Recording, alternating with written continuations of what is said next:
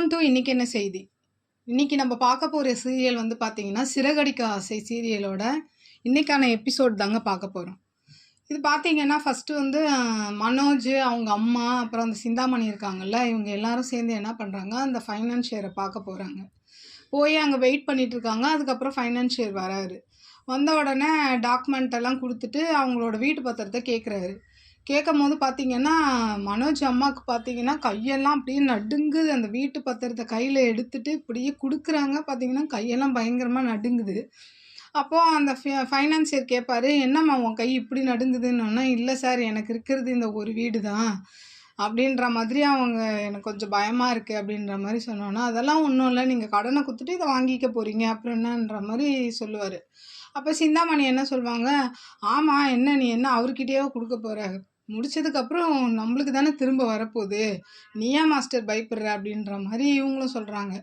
சொன்னதுக்கப்புறம் விஜயா என்ன பண்ணுறாங்க, அதில் கையெழுத்து போட்டுடுறாங்க. போட்டதுக்கப்புறம் மனோஜ் கையெழுத்து போடணும்.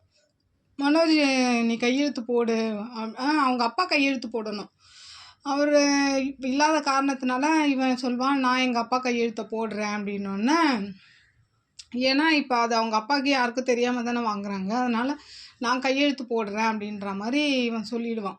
சொன்னதுக்கப்புறம் அப்படியே ஒரு மாதிரி பார்த்துட்டு அப்புறம் அந்த ஃபைனான்சியர் சொல்வார், சரி சிந்தாமணி அக்கா இருக்கிற இதில் வந்து அவங்கள நம்பி நான் உங்களை கையெழுத்து போட சொல்கிறேன், நீங்கள் போடுங்க அப்படின்ற மாதிரி போடுறதுக்கு போவான். அப்படியே ஒரு மாதிரி தயங்குவான். தயங்கிட்டு பார்த்தீங்கன்னா அப்படியே யோசிச்சுக்கிட்டே இருப்பான். அப்போ என்னன்னு கேட்பாங்க. நான் கூட நினச்சேன் ஒரு வேளை அவனுக்கு ஒரு கில்ட்டி, ஒரு பயம் வருது போல், ஐயோ வீடை விற்கிறோமேன்னு அப்படின்னு பார்த்தா அப்படி சொல்ல மாட்டான். எங்கள் அப்பா கையெழுத்து நிறைய ட்ரை பண்ணேன், அதில் எது இதுவாக இருக்கும்னு பார்க்கலான்னு பார்க்குறேன், எது கரெக்டாக இருக்கும் அதை போடலான்னு பார்க்குறேன்னொன்னே அந்த ஃபினான்சியர் சொல்வார், நீ இந்த இதெல்லாம் பண்ண தேவையில்ல, ஒழுங்காக கையெழுத்து மட்டும் போடு, கரெக்டான கையெழுத்து அப்படின்னோடனே கையெழுத்து போட போவோம், கரண்ட் கட் ஆகிடும். உடனே விஜயாக்கு பயம் வந்துடும், என்னப்பா சகுனமே சரியில்லை அப்படின்னோடனே இதெல்லாம் விடுங்க பார்த்துக்கலாம் அப்படின்னு சொல்லிட்டு என்ன பண்ணுறாங்க, ஃபைனலாக கையெழுத்து போட்டு காசை வாங்கிட்டு வந்துடுறாங்க. இப்போ என்ன ஆகுதுன்னா, அந்த சிந்தாமணி நினச்சது எல்லாமே ஆல்மோஸ்ட் முடிஞ்சிச்சு. அவங்க கையெழுத்து போடும் போதே சொல்லுவாங்க, அவ்வளோதான் இந்த வீடு வந்து நம்மளுக்கு தான், இனிமேல் யாரும் நம்மக்கிட்டேருந்து இந்த வீட்டை வாங்க முடியாதுன்ற மாதிரி சொல்லிவிட்டு அங்கேருந்து கிளம்பி வரும்போது என்ன பண்ணுவாங்க, மீனா அந்த பக்கமாக வரும்போது இவங்களை பார்த்துருவாங்க 3 பேரையும். பார்த்துட்டு என்ன பண்ணுவாங்க, என்ன இவங்க இங்கே வந்திருக்காங்க அப்படின்னு சொல்லிட்டு ஒரு ஓரமாக போய் நின்றுட்டு யோசிப்பாங்க. ஒரு வேளை காசு தேவைப்படுதுன்றதுக்காக இங்கே வந்திருக்காங்களோ அப்படின்னு சொல்லிட்டு என்ன பண்ணுறாங்க, ஒளிஞ்சிருந்து இவங்க என்ன பண்ணுறாங்கன்னு பார்க்குறாங்க. அப்போது இவங்க 3 பேரும் பேசிட்டு அவங்க சொல்கிறாங்க, நீங்கள் இதை வந்து மீட்டர்லாம் ஒன்றும் பிரச்சனை இல்லை, நான்லாம் பார்த்தீங்கன்னா நீங்கள் எனக்கு தெரிஞ்சவங்க தான் இங்கே கூப்பிட்டு வந்தேன், இதுக்கு நான் கமிஷனே வாங்கியிருக்கணும் அப்படின்ற மாதிரி சொல்லும்போது, நீங்கள் கேட்டாலும் நான் கொடுக்க மாட்டேன் அப்படின்னு விஜயா சொல்லுவாங்க.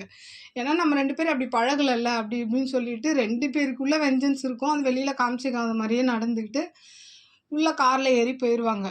அடுத்த சீன் பார்த்தீங்கன்னா அந்த ரெஸ்டாரண்ட்டை காமிக்கிறாங்க. அங்கே வந்து ரவியும் ஸ்ருதியும், அங்கே வந்து ஸ்ருதி வந்து ஒரு ஆர்டர் தருவாங்க ரவிக்கு, இதை போய் பண்ணிட்டு வந்துருங்க, இதை ரெடி பண்ணுங்க அப்படின்ற மாதிரி கொடுக்கும்போது, இவன் அப்போவே வேலை இருக்குன்னு நம்ம சொல்லுவான், இது ரொம்ப முக்கியம் பண்ணுங்கன்ற மாதிரி சொல்லி அனுப்பினோன்னே இவன் என்ன பண்ணுவான், ஆர்டர் எடுக்கிறதுக்காக உள்ளே வருவான். வந்தால் அந்த நீத்துன்றவங்க கால் பண்ணிவிட்டு இவரை வந்து அப்படியே டார்ச்சர் பண்ணுவாங்க, நீ இப்போ வரணும், என்னை வந்து பார்க்கணும் அப்படி இப்படின்னு எமோஷ்னலாக அட்டாக் பண்ணுவாங்க.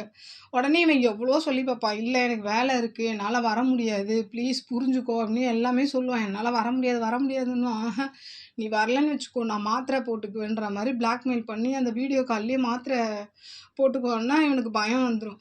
சரி இரு நான் வரேன் அப்படின்ற மாதிரி என்ன பண்ணுவான், இவன் கிளம்பி போக பார்ப்பான் பாரு. அப்போது ஸ்ருதி வந்துடுவாங்க. எங்கே போகிறாரு அப்படின்னோடனே, இந்த மாதிரி ஏதோ ஒரு கால் வந்தது, அதனால் ரவி கிளம்பி போகிறாங்கன்ற மாதிரி அங்கே வேலை செய்கிறவர் சொல்லுவார்.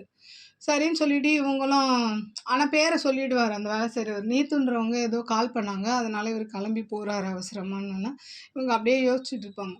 அப்படியே இந்த பக்கம் பார்த்திங்கன்னா இந்த அருணும் அந்த சீதாவும் என்ன பண்ணுவாங்க, வக்கீல் வீட்டில் வந்து உட்காந்துருப்பாங்க காம்ப்ரமைஸ் பேசுகிறதுக்காக. அப்போது முத்து, அதுக்கப்புறம் மீனா, அப்புறம் அந்த செல்வம், இவங்க எல்லாரும் வருவாங்க. அப்போ வந்து அந்த வக்கீல் சொல்லுவாங்க, இது வந்து கோர்ட்டுக்கு போச்சுன்னா ரொம்ப இழுத்துக்கிட்டே போகும், 3 விதமாக கூட உங்களுக்கு தீர்ப்பு வரலாம். ஒன்று அவர் வந்து தப்பு பண்ணலன்னு வரலாம், ஒரு வேளை வந்து தப்பு பண்ணலாம் அப்படின்னு வரலாம், அதுக்கான ஃபைனும் வரலான்ற மாதிரி ஒரு 3 விதமான இது மட்டும் ஜட்ஜ்மெண்ட் வரும். அதனால் அது இழுத்துக்கிட்டே போகும். அதனால் நீங்களே காம்ப்ரமைஸ் பண்ணிக்கோங்கன்ற மாதிரி அவங்க சொல்லுவாங்க. அப்போ இவன் ரொம்ப கொந்தளிப்பான். முடியவே முடியாது, அவனுக்கு தண்டனை வாங்கி கொடுக்கணும் அப்படின்னும்போது, பேசுகிறதுக்காக தானேப்பா வந்திருக்கோம், பேசலாம் அப்படின்ற மாதிரி சொல்லி, அப்போது அந்த வக்கீல் சொல்வார், உங்கள் அம்மா மேலேயும் தப்பு இருக்குது, அவங்க ஃபோன் பேசிக்கிட்டே வந்ததுனால தான் இப்படி ஆயிருக்கு அப்படி இப்படின்னு அவங்களும் சொல்லுவாங்க. 2 பேருக்குள்ளே பயங்கரமான ஆர்குமெண்ட் போயிட்டே இருக்கும். அப்புறம் ஒரு ஸ்டேஜுக்கு அப்புறம் அவங்களே சொல்லிடுவாங்க, தப்பு உங்கள் அம்மா மேலேயும் இருக்குப்பா, அதனால் அவர் வந்து கரெக்டாக தான் வந்திருக்காரு, கரெக்டான ஸ்பீட் பிரேக்கில் வந்திருக்காரு, அவர் குடிக்கலை, ஆரனும் அடிச்சிருக்காரு, உங்கள் அம்மா தான் கவனிக்காமல் வந்து விழுந்திருக்காங்க அப்படின்னும்போது இவனுக்கு கோபம் தான் வரும். அவனை பிடிச்சி எப்படியாவது உள்ளே போடணுன்னு ரொம்ப இதுவாக இருப்பான். அப்போது அந்த பொண்ணு சீதா வந்து எவ்வளோ தடுப்பாங்க, கொஞ்சம் அமைதியாக பேசுனா சீதாவையே முறைப்பான் இவன்.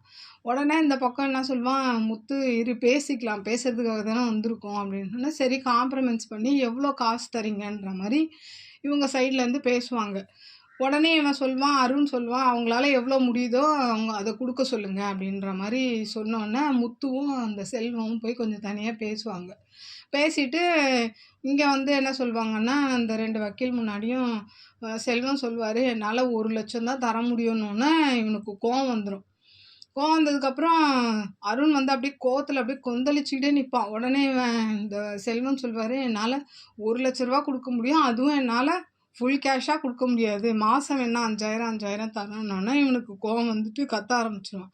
என்னது எங்கள் அம்மாவோட உயிருக்கு 5,000 தான், 1,00,000 தானா, என்ன இப்படிலாம் பேசிக்கிட்டு இருக்கேன்னும் போது முத்து சொல்லுவான், அவனால் முடிஞ்சதை தானே அவன் கொடுக்குறேன்றான், இல்லைன்னா அவன் இருக்கிறவனா, அவனே பாவம் கஷ்டப்படுறவன் தானேன்னு சொல்லிகிட்டே இருக்கும்போது அதுக்கு இவன் சொல்லுவான், இந்த அருண் என்ன பண்ணுறோம் ஒரு வாயை விட்டுருவான்.